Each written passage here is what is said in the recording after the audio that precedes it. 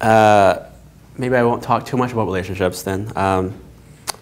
I was going to talk about the 4 stages of relationships, but is this going a bit too much into that? Do you guys want to hear about this, or? Yeah, I want to hear about it. Okay. Well, let me go through this really quickly then, because I realize most guys here want to learn how to pick up women, how to seduce girls, and this is way beyond the scope of of what your interest is. But you guys should know this anyway, because you guys will experience it, or you guys might even have gone through this and you didn't know it. When people first meet each other, there's always infatuation, okay? You guys become attracted to each other, okay? So you're like, oh, this is cool, I like this person, I'm infatuated. You think about them all the time. That's the first step. The second is you have the honeymoon phase, or love. And this is an interesting part, because this happens when you feel in love. It's actually hormones in your brain that are being released that make you high, like you were on cocaine. You feel like it's a drug. And you just feel compelled to reach out for this person, right?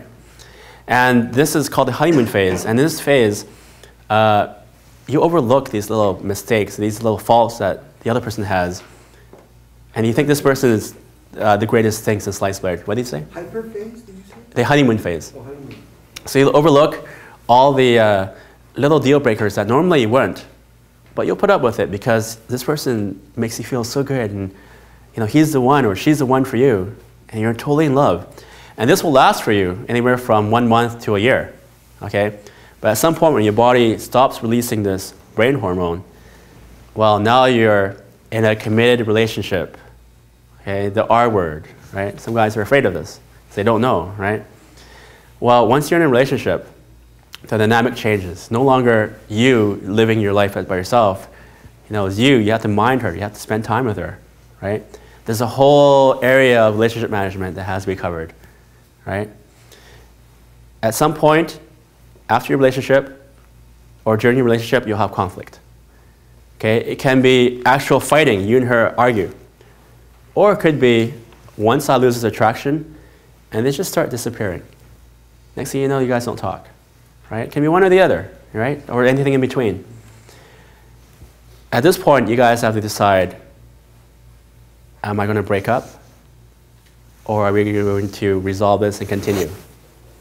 Most of the time when you're in this, you're not aware of what's going on, or you don't care because you're just so frustrated. It goes sour, goes to breakup, okay? Very often, this can happen because women become attracted to someone else, or they start cheating on you, okay? And this makes them really confused because they're supposed to be committed, but now they're attracted to someone else, and that confuses them, and they go out there and they're not faithful, and that really hurts both the guy and the girl, right? I have one of my specialties is breakup coaching, because I've gone through many relationships where either I've broken up with someone and I've been broken up with, and I tell you, in a real deep relationship, both sides will hurt, okay? And this will last for a long time. One thing I do is that I help you understand what happened.